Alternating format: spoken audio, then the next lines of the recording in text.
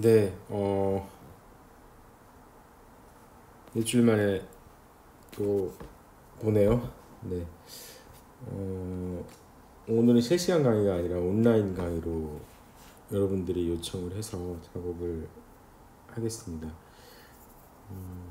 저는 사실 이게 그 온라인 강의가 익숙치가 않아가지고 자꾸 좀 늦어진 감이 있습니다. 목요일날 올려야 되는데 오늘은 일단 간단하게 자본에 대한 개념을 좀 올리고요. 그 두 번째 파트에서는 좀 더 깊이 있게 들어가도록 해보겠습니다. 저희가 이제 그동안 여러 가지를 배웠죠.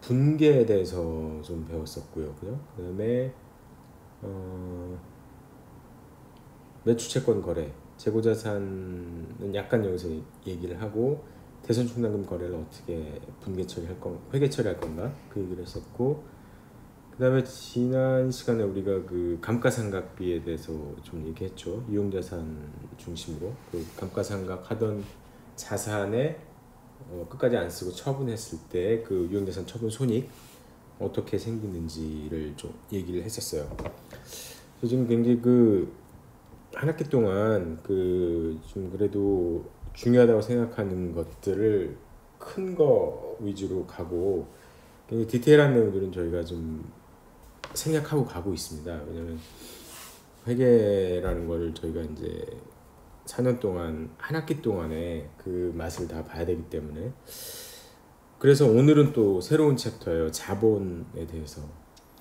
저희가 그 제가 회계학 원론 회계 원리 수업을 하다 보면 되게 아쉬운 부분이 이제 자본이에요. 자본이 저 뒤쪽에 있어가지고 보통은 이제 많이 중요성을 생각을 못 하는데, 근데 재무 회계를 다 배우고 나면 사실 남는 거는 자본 쪽 스토리가 많이 남아요. 이게 왜 그러냐면 자본 자체가 주주의 부잖아요. 주주가 얼마나 가지고 있는 게 많으냐 그걸 나타내는 거기 때문에 기업의 존재 이유가 사실은 주주부의 극대화거든요. 그런 걸 생각하면은 나중에 회계학을 다 배우고, 그리고 여러분들이 사회생활을 할 때 가장 관심이 많이 가는 부분이 결국은 이 회사가 돈을 얼마나 벌었느냐. 그래서 단기 순이익에 관심이 많고요. 그죠? 그리고 단기 순이익이 누적 개념으로 가면 이익 잉여금이에요. 그죠? 근데 이거 말고도 결국 이제 이 세 가지인데, 자산은 부채 플러스 자본이잖아요. 그중에서 이제 기업의 존재 가치는 방금 얘기했듯이 기업의 목적, 존재 가치, 이거는요 재무관리 수업에 들으면 나오는데 이렇게 나와요. 주주, 부. 여기서 부라는 거는 웰스예요. 주주, 부의 극대화다. 이렇게 얘기를 합니다. 네. 그럼 주주, 부라는 게 뭐냐? 사실 놓고 보면은 여기서 이 자본의 개념이죠, 사실. 주주, 부의 극대화. 그래서 이게 그 어디 나오는 얘기냐면은 재무관리를 배우면 나와요. 아직 안 배우셨나요? 네, 재무관리 파트에 주주부 극대화라고 이렇게 얘기가 나옵니다. 그래서 지금 자본이라는 게 결국 이제 그 대부분의 회계 원리책에서 챕터 하나로 다루긴 하지만 사실상은 나중에 배우고 나면 활용도가 되게 높다. 그 이제 대표적인 예를 들면 이런 겁니다. 보통 우리가 경제신문 같은 데 보면은 뭐 주가가 삼성전자 주가가 뭐 올라갔다 내려갔다 이런 얘기하고요. 그다음에 우선주를 발행했는데 뭐가 어떻게 됐다 이렇게 이런 얘기도 나오고, 주식 분할을 어떻게 했다 이런 얘기도 나와요. 삼성전자가 원래 300만 원 정도 했죠. 지금 근데 5만 원으로 떨어졌어요. 왜 그랬냐면은 이거를 분할을 했어요. 액면 5천 원짜리를 아마 20분의 1로 분할을 했던가? 그래서 이게 예를 들면 그거예요. 삼성전자 주식이 한 주당 300만 원 하던 게 지금 주당 500만 원이에요. 5만 원. 그렇다고 해서 삼성전자 시가총액이 떨어진 건 아니거든요. 그러면은 원래 삼성전자 주식이 5,000원이었는데 한 주에 이거를 좀 몇 분의 매수를 중에 60분의 1로 줄인 거네요. 그럼 5,000을 60으로 나누면 어떻게 돼요? 계략 제가 정확하게 좀 모르겠는데 5,000을 60으로 나누면 주당 한 100원 정도로 떨어진 것 같아요. 이게 100원. 이게 주권이라고 하는데 주권. 주주의 권리를 나타내는 차권이다. 그래서 주권이라고 얘기를 하거든요. 이 분할을 해버리는 거예요. 그런 얘기도 나와요. 그리고 뭐 주식 분할의 반대 개념인 주식 병합이라는 얘기도 나오고요. 또 많이 들은 얘기가 이제 배당 얘기도 나오죠. 사실은 배당도 주주부를 배분하는 거야, 분배하는 거야, 사람들한테. 근데 배당에도 뭐 두 가지 종류가 있어요. 현금 배당이 있고 주식 배당이 있고. 그렇죠? 제가 이제 이런 용어들을 왜 쓰느냐, 이런 용어들을 이런 용어들 좀 쓰는 이유가 이겁니다. 나중에 결국 배우고 나면 우리가 실제 관심도 그렇고 실제 우리가 신문지상이나 이런 데서 많이 맞닥뜨리는 것도 그렇고 결국은 자본 파트 얘기를 많이 한다 이겁니다. 거기서 뭐 선의선출법이 어떠느니, 매출원가, 대손충당금이 얼마, 그런 얘기 많이 안 해요. 별로 안 해요. 그리고 뭐 정률법으로 감가상각을 했느니 이런 거 매일경제신문이나 뭐 한국경제신문 찾아보세요. 잘 안 나와요. 그런 거 별로 관심 없어요. 진짜 관심은 재무제표에서 결국은 이제 따라가는 게 뭐냐면 결국은 이 당기순이익을 따라가기 때문에. 근데 당기순이익이라는 것도요, 주주부의 극히 일부예요. 당기순이익은 뭐 예를 들면 이거, 그럼 주주부가 뭐냐? 주주부는 결국 자본이다. 자본은 요거는 회계상의 개념이고요. 회계상의 개념. 요거를 시장의 개념으로 바꾸면은 마켓, 시장의 시가 개념이죠. 시장 개념으로 바꾸면 뭐라고 하는지 아세요? 자본은 시가총액이라고 합니다. 시가총액, 마켓 캐피탈라이제이션이라고 하거든요. 시가총액이 뭔지 아세요? 시가총액은 N 곱하기 한 주당 주가, 스탁 프라이스, 이거를 시가총액이라고 해요. 그러니까 이게 같은 개념인데 예를 들면 부동산에서 이러면 부동산에서 기준 시가와 시가 뭐 이런 개념 차이라고 보시면 돼요. 자본은 회계상 개념이고 시가, 그러니까 이 시가총액이 얼마나 관심이 많습니까? 지금 코비드-19 코로나 사태로 인해 가지고 뭐 시가총액이 뭐 몇천조가 사라졌네 막 다 이러잖아요. 그러면서 국부의 몇 프로가 뭐 일주일 만에 사라졌다는 그런 얘기들을 하잖아요. 시가총액이라는 게 그 나라의 가장 우량한 회사들의 기업 가치의 총합이기 때문에 그만큼 중요하다. 뭐 긴 얘기를 했는데, 그래서 우리가 자본을 배우는 게 있어서 사실은 우리가 이제 한 번 배우고 말지만 나중에 나가서는 굉장히 중요하다. 그래서 자본에서 이제 제가 가르치고자 하는 거는 이런 겁니다. 가장 먼저는 개념들을 좀 많이 알았으면 좋겠어요. 여러분이 방금 얘기한 것 같이 배당이란 게 뭐고, 저게 어떻게 돈이 흘러가고, 회계 처리는 이제 부차적인 문제예요. 제가 우리가 이제 자본을 배우는 그런 개념에서, 그 다음에 그런 것들을 많이 배울 겁니다. 뭐 수권 자본이 뭐니, 뭐 유통 주식이 뭐니, 발행 주식이 뭐니, 이런 것도 되게 중요하거든요. 유통 주식 수, 발행 주식 수, 이런 거 다룰 거예요 우리가. 이거 굉장히 중요합니다. 시가총액을 계산할 때 둘 중에 뭘 사용해야 되는지, 그 개념의 차이는 뭔지, 그런 얘기들이요. 그 다음에 자본, 우리가 이제 제가 방금 말씀드린 것 같이 이제 당기순이익 얘기를 했어요. 당기순이익은 앞으로 NI로 표시하겠습니다. 이게 뭐냐면 net income이에요. 영어로 당기순이익이라는 얘기입니다. 당기순이익 중요하다고 그랬죠. 근데 당기순이익은 자본을 구성하는 굉장히 한 50가지 된다. 그 중에 하나야. 그 중에. 그러니까 주주목 중에서 단기의 수익 활동을 통해서 벌어들인 이익 그 정도 개념이에요. 근데 이거 말고도 자본은 되게 많습니다. 전체 그림을 잠깐 보여줄게요. 이거예요, 이거. 제가 이 표를 굉장히 많이 강조를 하거든요, 수업을 할 때. 그리고 여러분이 머릿속에 꼭 외워뒀으면 하고, 뭘 외우냐? 이 구조, 스트럭처를 외웠으면 하는 거예요. 그러면은 그 자본에 대한 회계적인 개념, 그리고 유사한 개념들이 많은데 그거를 그 구분해서, 비교를 통해서 구분해서 딱 머릿속에 프레임이 들어와요. 스트럭처가 들어와요. 그러면은 돈의 흐름, 주주부의 흐름을 이해하면서 자본 챕터를 이해하는데 굉장히 베이직한 그런 작업이다. 저는 그렇게 생각을 합니다. 여기 보면은 뭐가 있습니까? 지금 당기순이익이 올 수 있는 게 이거예요. 이익잉여. 이익잉여이라는 게 뭐냐면은 합산 T는 뭐 1부터 현재까지 N까지 당기순이익에서 나중에 외부 유출,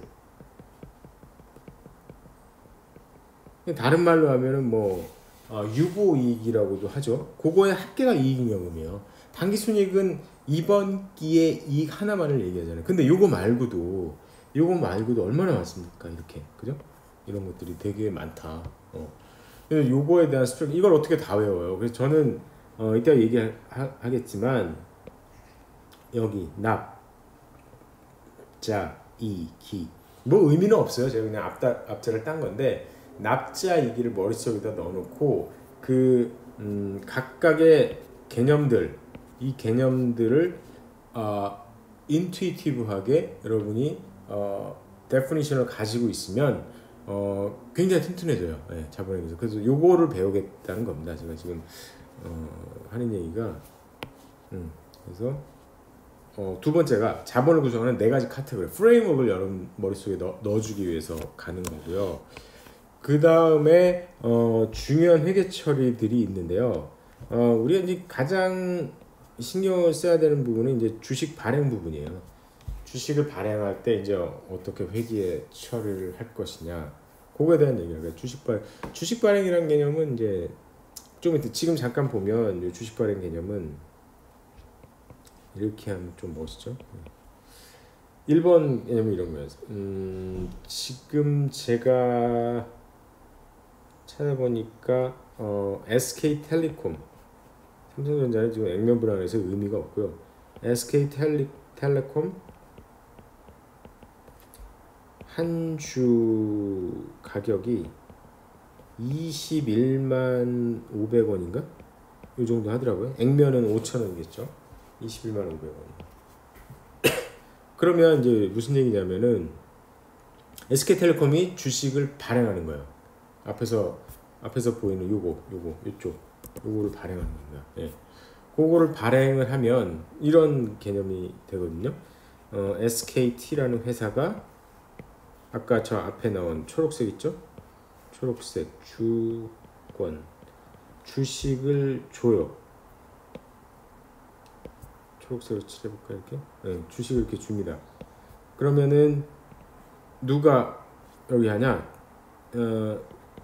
신규 주주, 새로운 주주가 주권을 주면 여기다가 돈을 줍니다. 현금을.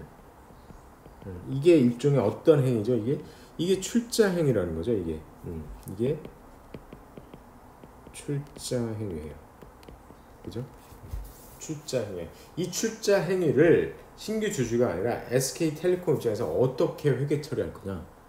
여기서 키는 뭐냐면요. 키는 주권에 뭐라고 쓰였느냐? 대부분의 우리나라 거래소 기업이 액면가액 5,000원이라고 썼어요. 이거를 뭐라고 그러냐면 액면 가액이라고 합니다. 자, 이랬을 때 이런 거죠. 보면은 SK텔레콤은 뭘 줘요? 5,000원이라고 적힌 종이 한 장을 줘요, 주주한테. 그죠? 그리고 주주는 돈을 얼마 주겠습니까? 5,000원 안 주죠. 네, 당연히 21만 500원. 이건 매일매일 바뀌겠지만 돈을 이렇게 줄 겁니다. 이게 잘 모르고 보면 뭐 5,000원 받고 21만 원을 좀 바보 아니야? 그러겠지만 이게 5,000원이 아닌 겁니다. 그죠? 네. 이게 왜 그럴까도 생각하는 것도 좀 생각할 거리예요. 왜 왜 5,000원이라고 쓴 거를 21만 5천 원을 줄까?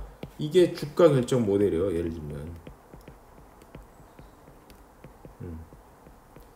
그러니까 제가 이제 질문을 할 건데 이따가 얘에서 그 보면은 여기서 그죠? 요 내용인데 쏘리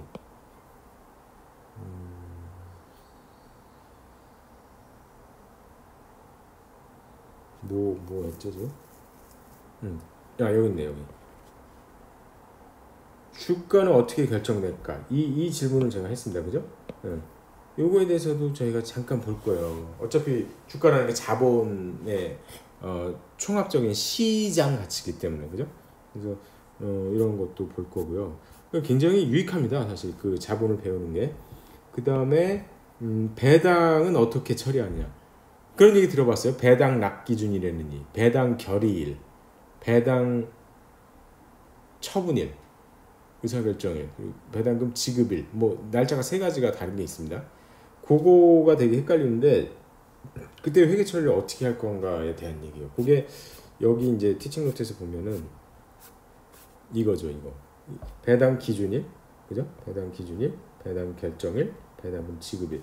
요거 많이 나오는 저기 문제인데 뭐 제가 문제를 낼지도 모르고요.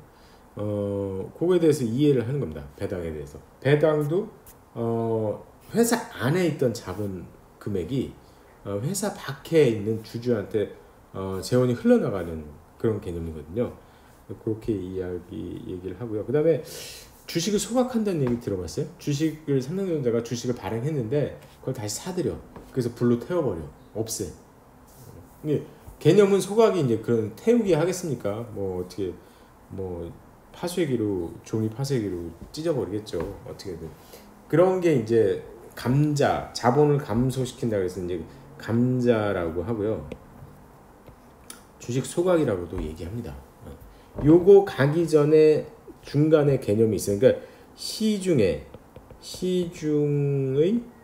주식이 있잖아요. 시중에 막 돌아다니는 주식 증권 시장 그리고 일반 시장에서 그 일반 투자자들 사이에서 주식이 막 돌아다니죠. 그러다가 소각을 하려면 어떻게 해야겠어요? 시중의 주식을 우리 회사로 가지고 와야 되잖아요. 그래서 불로 태우기 전에 하는 작업이 뭐냐면 시중에 풀렸던 주식을 우리가 사와야 돼. 그때 이제 중요한 개념이 뭐냐면 그때 막 사온 아직 태우지 않은 그 주식을 뭐라고 하냐면 자기 주식이라고 그래요. 자기 주식이라고 그래요. 그래서 이 자기 주식에 대해서도 한번 여러분이 생각해 볼 필요가 있다. 그런 얘기를 좀 하고요. 이 색 맞나? 틀리네. 이 색이었나? 또 아니야. 너무 색깔 많이 쓰면 안 되는데. 이건가 보다. 그죠? 그렇죠. 자기 주식이라는 그 의미도 우리가 배울 겁니다. 그래서 벌써부터 지금 이미 많이 나왔죠. 새로운 용어들이. 그래서 이거를 이번 시간에 한번 배워보겠다 이런 얘기입니다.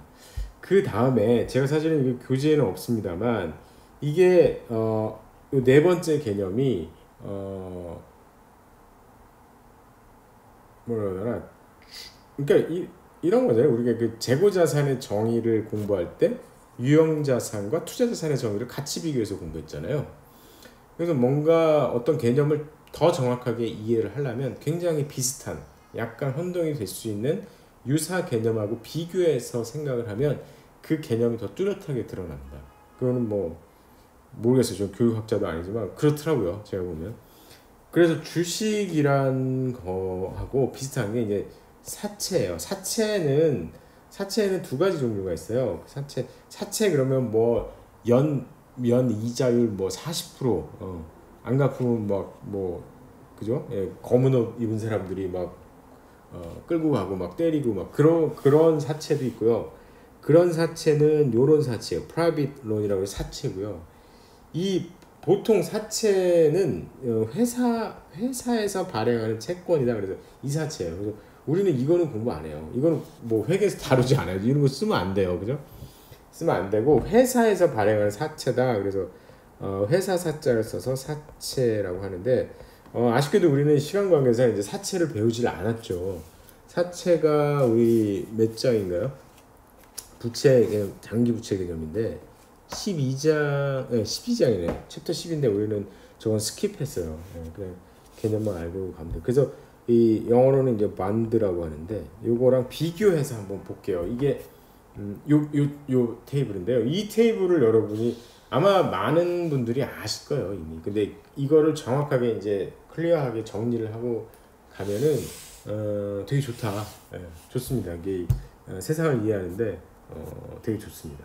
은행 대출은 누구나 하겠죠. 평생 살면서 아파트 한 채 살려면 저도 뭐 몇 번 했었고 신용 대출도 있겠지만 뭐 담보 대출도 있고 그런 대출 얘기고요. 이거는 그래서 요거에 대한 얘기를 또 하면서 주식의 개념을 좀 더 우리가 명확하게 잡을 수 있다. 사채도 좀 생각을 할 필요가 있고 주식은 이제 자기 자본이라고 하고 사채는 이제 타인 자본이라고 해요. 그러니까 돈이 필요한데 주인한테 돈을 투자받아서 그 돈으로 내가 뭐 기계도 사고 그렇게 할 거냐, 주인이 뭐 내는데 한도가 있으니까 이번에는 한번 은행 가서 빌려볼까? 그럼 타인이잖아. 타인. 그게 타인 자본인 거고요. 그 다음에 주인한테 받는 거, 주식을 통해서. 그래서 이걸 제1금융시장이라고 그러잖아요. 제2금융권 금융시장이라고 그러고 용어가 틀렸네. 쏘리. 직접 금융이라고 그러잖아요. 주식을 사는 게. 그리고 타인 자본을 하는 걸 간접 금융이라고도 합니다. 제일금융기관, 제2금융기관은 시중은행하고 저기 신협이나 뭐 2차 금융권 이런 얘기를 하는 거죠. 이거는 직접 금융. 금융이라는 게 영어로 financing이라는 동사예요. 예. 직접 금융이라고 하고요. 요거는 이제 간접 금융이라고도 합니다. 우리는 사실은 뭐 간접 금융에 더 익숙하죠. 요즘 대한민국 가정에서 은행에서 뭐 대출 안 받아본 가정이 뭐 많지 않잖아요. 사실 신용카드 한 번만 신용카드 론 받아도 그것도 대출이니까. 근데 뭐 주식 투자 뭐 그렇게 그 정도로 광범위하게는 안 하죠 우리나라. 그래서 사실은 타인 자본이 더 익숙하긴 한데요. 프라이머리 파이낸싱 채널은 사실 자기 자본이고 주식입니다. 그 다음에 또 이것도 이제 하나의 용어의 개념이 될 텐데 많이 들어봤을 거예요. EPS, Earning per Share라고 그러죠. 주당 한 주의 개수 하나당 earning, 이게 얼마냐? 주당 순이익이잖아요. 주당 순이익. 이런 얘기 했는데 요거를 어떻게 주당 순이익이 합계가 단기 순이익이에요. 네, 그해 이익이기 때문에 그런 개념이고요. 그 다음에 허에 대해서 허는 이게 주식 투자하는 사람들이 많이 보죠. 그래서 이게 우리 교재 뒷부분에 있더라고요. 그래서 사실 저는 이거를 그건 잘 안 가르치는데 그래도 여러분들이 알아두면은 유용할 것 같아요. 주당 순이익하고 주가 수익 비율, 퍼락, price earning ratio. 보통 이제 그런 얘기예요. 제가 한자가 맞을지 모르겠는데 틀리면 뭐 할 수 없습니다. 저퍼 주에 투자하라 이런 얘기죠. 그 주식 투자의 어떤 맥심 근거와 옥조 중에 하나인데 퍼가 낮은 주를 사라. 그래야 돈 벌 기회가 있다. 이런 얘기거든요. 왜 이런 소리를 하는지 요 10을 통해서 한번 우리가 볼 수 있을 것 같아요. 자, 그래서 그 갈 길이 멀죠. 할 게 많습니다. 요렇게 배워가겠다 얘기고요. 자, 그러면 이제 먼저 그림부터 보죠. 이게 자본이라고 했는데 첫 번째 이 사실 이렇게 보면 이게 주권이에요. 주권 이렇게 돼 있죠. 주주 권리를 표시하는 증권이다. 이게 권자가 그런 권리가 아니라 증권이라는 그런 주식권. 사실 이거를 내가 삼성전자 주식을 산다고 해서 이걸 나한테 주지는 않아요. 그냥 금고에 보관해 놓고 있죠. 권리 이전만 이렇게 어디 서류에다가 써놓고, 그죠? 근데 어쨌든 이게 주권이고 지금 이게 액면 분할 전이라 여기 액면에는 5,000원이라고 돼 있어요. 이 당시에 주식 분할 직전에 삼성전자 시가가 얼마였냐면 시가가 300만 원이었다고요. 300만 원까지 간 걸로 제가 기억해요. 그게 벌써 수년 전인데 이제 주식 분할을 했죠. 주식 분할을 쪼갰죠. 하나를 아까 몇 개였죠? 60개로 쪼갰죠. 네, 그건 뭐 여러 가지 이유가 있는데 나중에 보고 삼성전자 이게 주식이고 그 다음에 옆에 이렇게 가면 이게 뭐냐면 삼성전자 주식회사의 사채권이라고 이렇게 써있어요. 이게 사채권.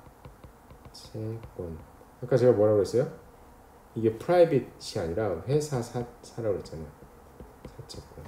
자, 이런 걸 왜 발행하냐? 지금은 이제 여러분이 사채권이 약간 낯설 텐데 이걸 왜 발행을 하냐면 제가 써보면 이렇습니다. 써보면 위험을 분산하면서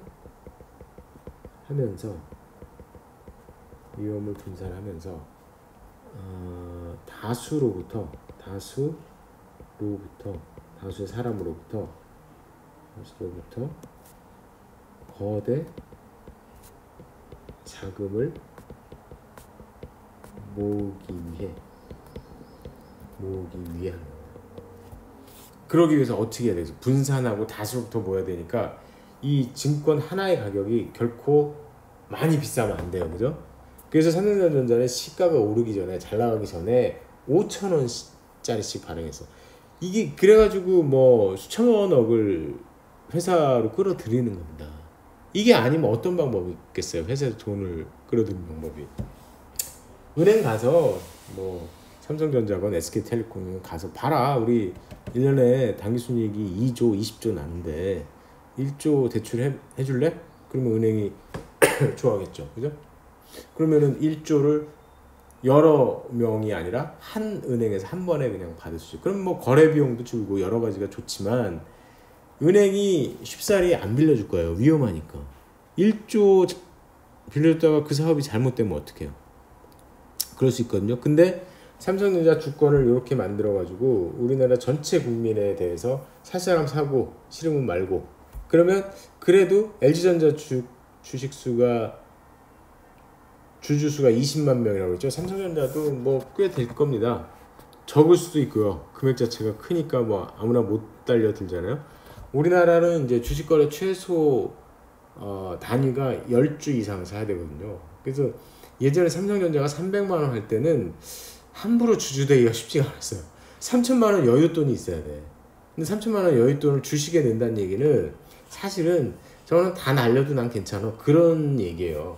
3천만 원을 은행 예금에다 넣어놓는 얘기하고는 틀리죠. 왜 틀리죠? 은행 예금에다 넣어놓으면 원금은 유지되잖아. 아무리 이자율이 낮아도. 근데 주식은 어때요? 3천만 원이 다 날라갈 수도 있어요. 네.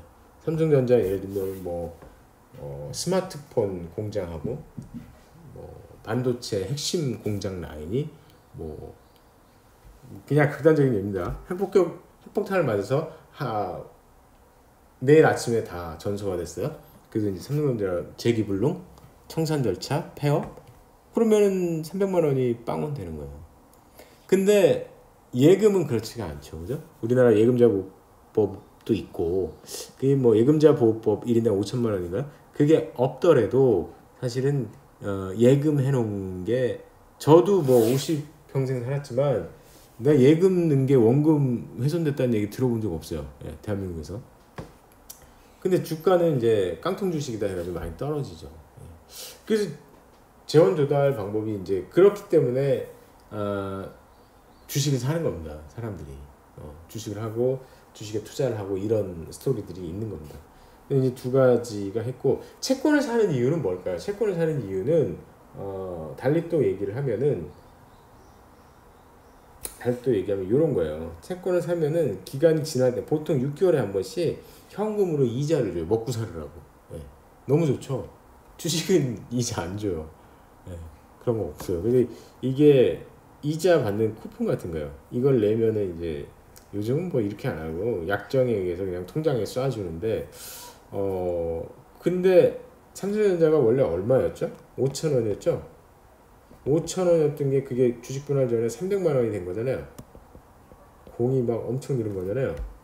근데 채권은 이게 지금 100만 원이네요. 100만 원. 채권 금액은 좀 커요. 이 100만 원이 60배 뛴다? 6천만 원이 된다? 채권이 이런 일은 절대 일어나지 않습니다. 일어나지 않습니다. 시중 이자에 들어가기 때문에 근데 이런 일은 일어나죠. 그러니까 사람들이 다 주식 하려고 이제 난리를 치는 거죠. 그죠? 자, 이 얘기가 이제 뒤에서 사채와 주식을 비교하는 얘기들이 여기 많이 녹아 들어가 있습니다. 그래서 자본이라는 개념은 뭐 이런 게요. 주주 몫입니다. 주주 몫. 그렇죠? 그래서 요거를 두 개를 비교해서 이제 볼 거고 이렇게 생겨 먹었습니다. 주권이라는 게. 그 다음에 요 개념을 좀 얘기하면 그럼 자본이란 게 뭐냐? 그렇죠? 자본에 대해서 우리가 볼 텐데 기억납니까? Expanded Accounting Equation에서 자본의 두 개 메인 소스는 뭐였다? 자본 소스는 출자금, 그죠? 주주가 출자하는 거. 또 하나는 뭐죠? 또 하나는 유보이익이라고 해서 유보이익이 그때 영어로 써있었는데 여러분 기억하는지 모르겠는데 잉여금은 뭐야? 합계 NI T는 1부터 현재까지 에서 그죠? 뭘 빼요? 당기순이익의 합계죠. 누적 합계 시차를 둔 여기서 배당을 빼는 거야. 배당. 이게 자본의 스트럭처예요. 우리가 배운 거 계속 다시. 그래서 사실 13장에서 우리는 뭘 배우냐? 그럼 출자는 어떻게 하냐? 출자의 유형 현물 출자냐, 현금 출자냐 이런 얘기 할 거고. 그 다음에 유보이익에 대해서도 잉여금이 두 가지 잉여금이 있어요. 돈을 버는 방식이 장사만 해서 버는 게 아니라 자본 거래로 돈을 벌어요. 그래서 잉여금이 보통 이제 두 가지 얘기를 하죠. 원이 이익 잉여금이 있고요. 두 번째가 자본 거래로 돈 버는 건 사실은 외형적으로 그렇다는 거지 실제 돈 버는 건 아니에요. 이게 무슨 얘기냐면 이런 거예요. 삼성전자 5,000원짜리 주식을 주면서 300만 원을 벌었어. 그러면서 애들이 무슨 얘기 하냐면은 299만 5천 원을 벌었어. 5,000원 주고 나는 299만 5천 원 받았어. 이걸 해가지고 이걸 이익여금이라고 그래. 그 이름이 자본 잉여금이라고 하거든요. 예. 이런 것들을 배우는 거예요. 우리가 전체적으로 자본에서 이런 걸 배운다라고 이해를 하면 됩니다. 그래서 우리가 갈 부분은 여기죠. 이쪽이다. 이렇게 이해를 하시면 됩니다. 기본적인 개념을 설명했고, 자, 그 다음에 이제 다음 장을 가면 이거 얘기했고요, 그죠? 자, 주주의 부는 자본, 회계상 개념, 시가총액 그런 겁니다. 얘기를 했었고, 그걸 얘기했고요.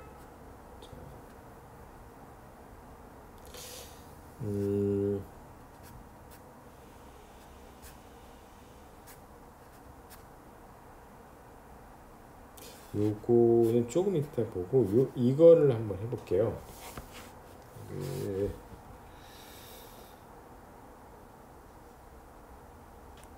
네. 오늘은 요 정도 해야 될 것 같아요. 오늘은 일단 첫 번째는 이 정도 하고 주말에 또 2탄이 나가겠습니다. 자금 조달 방식의 세 가지 자금 조달에 자금 조달은 영어로는 파이낸싱이라고 하죠. 파이낸싱 방법을 세 가지 비교하는 거예요. 첫 번째가 은행 대출, 두 번째가 사채, 세 번째가 주식. 이걸로 자금 조달이란 게 뭐예요? 그러니까 여기 회사가 있으면 외부에서 회사가 지금 돈이 필요해. 돈을 융통한다. 금융이라는 게 뭐야? 자금을 융통한다. 돈을 융통. 금융이잖아요. 영어로 뭐예요? 금융이. 파이낸싱이 그래서 동사예요.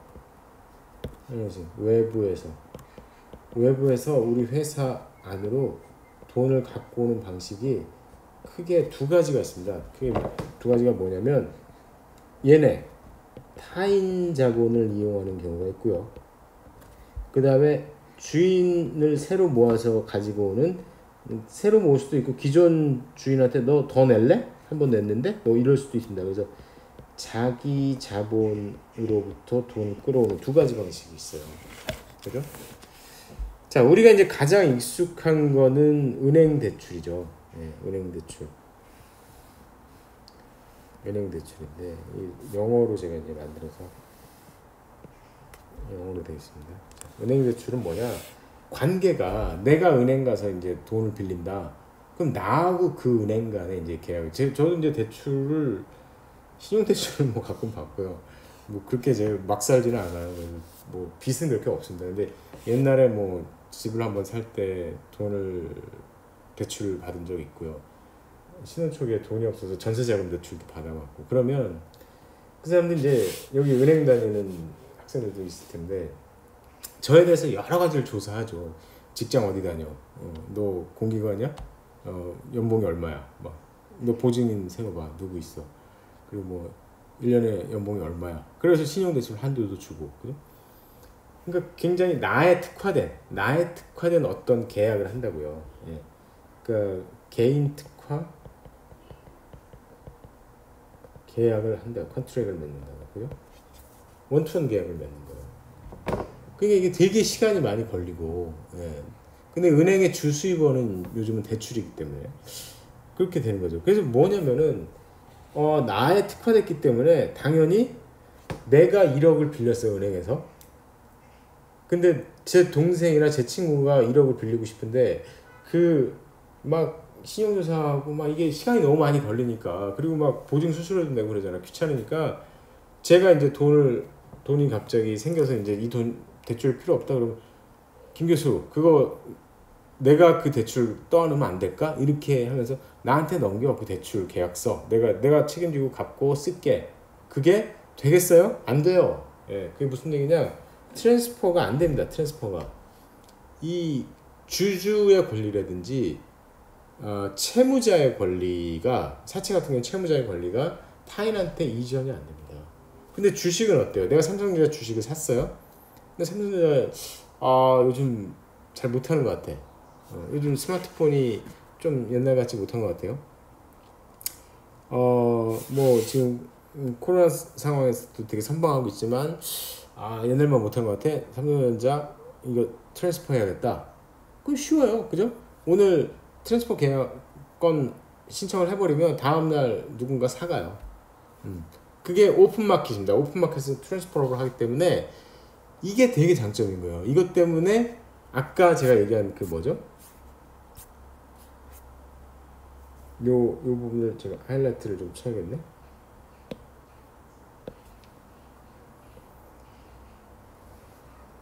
그러니까 투자자 입장에서, 출자자 입장에서, 주식도 그렇고 사채도 그렇지만 위험을 분산할 수가 있는 거예요. 분산뿐만 아니라 언제든지 오픈마켓에서 넘겨버릴 수가 있습니다. 내가 마음에 안 들면. 그래서 제가 5,000원 투자할래? 그럼 주저할 게 없는 거예요. 예. 괜찮다 그러면, 괜찮다 싶으면 은행에 뭐 은행에서 돈을 뭐 빌려준다거나 이런 거하고는 굉장히 다른 얘기입니다. 예. 다른 얘기.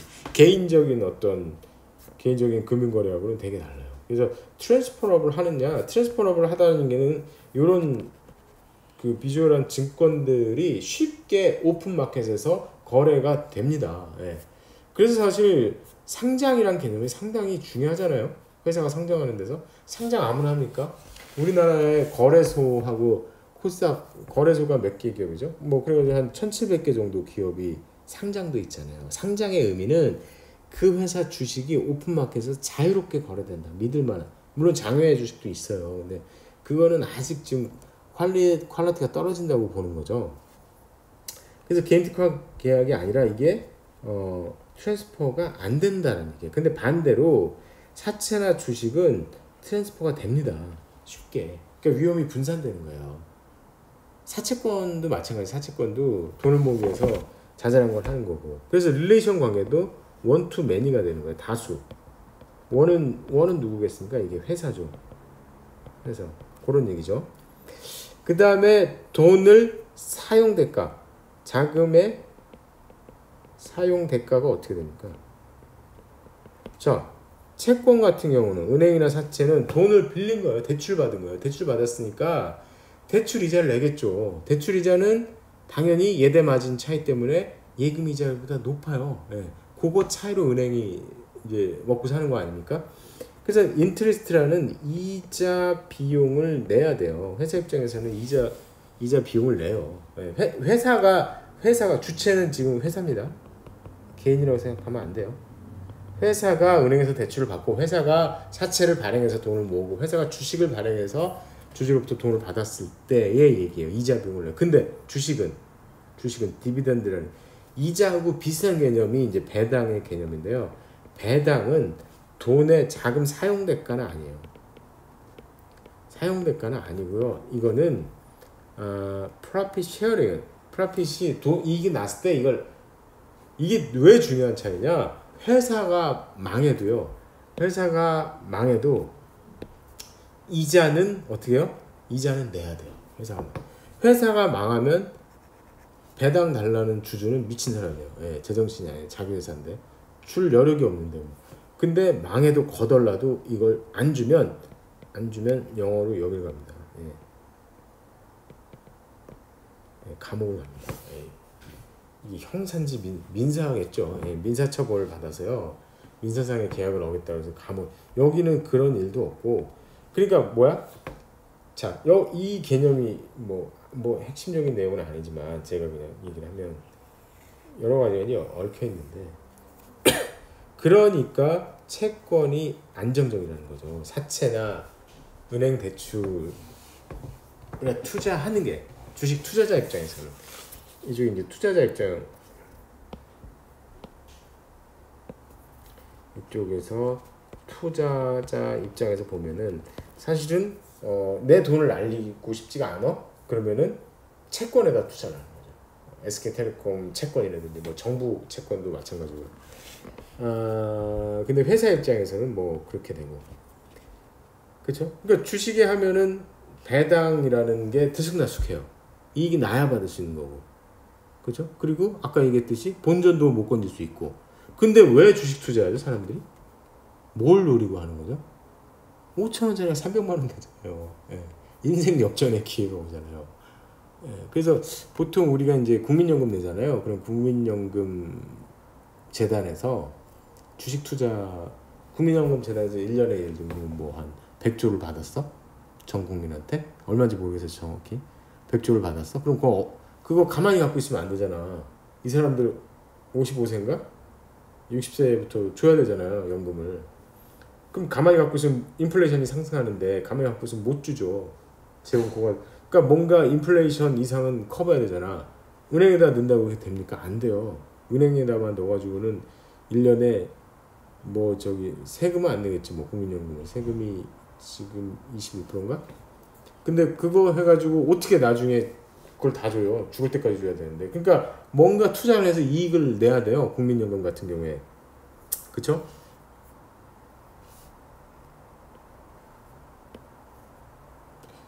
그래서 어디 투자를 하는데 뭐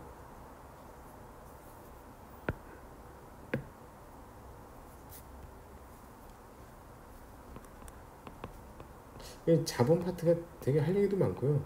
재밌습니다. 국민연금이 이제 투자를 한다고요. 투자를 해야 장래에 더 액면상으로 큰 돈을 하니까. 근데 투자를 할 때 어디다 하겠습니까? 채권에다 하는 경우가 있고요. 채권은 회사의 사채권이에요.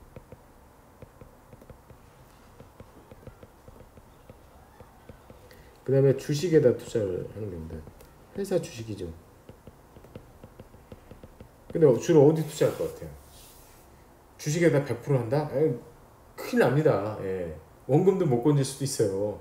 코로나, 코비드 안 되는 겁니다. 그래서 절대 이렇게 안 해요. 여기 비중이 아마 못 돼도 80% 이상은 여기다 해야 돼. 예. 이것도 굉장히 제한적으로 해야 되고요. 상당한 전문가가 여기 있어야 돼요. 전문가. 국민연금이요. 전 세계적으로 규모가 엄청납니다. 예. 그래서 안전자산 쪽으로 가야지 돈 벌려고 이렇게 하는. 근데 저희같이 이제 돈 없는 샐러리맨들은 뭐 채권 투자해서 3% 2% 뭐 되겠어. 이왕 한번 사는 거 뭐 주식에 한번 투자해보자 이렇게 되는 거예요. 뭐 원금도 못 구해도 5,000원에 300만 원 될 수 있어. 이런 생각들을 하는 겁니다. 예. 그런 거다라고 생각을 하고요. 그 다음에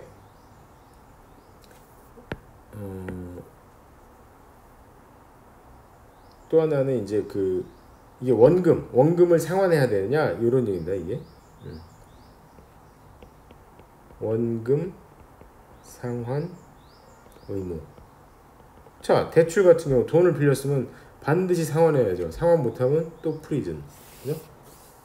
근데 내가 삼성전자 주주가 더 이상 되기 싫어하고 오픈마켓에서 주식을 팔아버리기 전에는 뭐 그런 의무가 있는 건 아닙니다. 어차피 주인이기 때문에 반드시 상환해야 되는 의무. 그러니까 회사가 주주나 채권자한테 의무가 있는 건 아니다.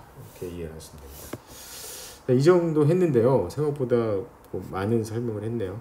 일단 오늘은 여기까지 하고요. 또 계속 이어서 가겠습니다. 예. 자, 오늘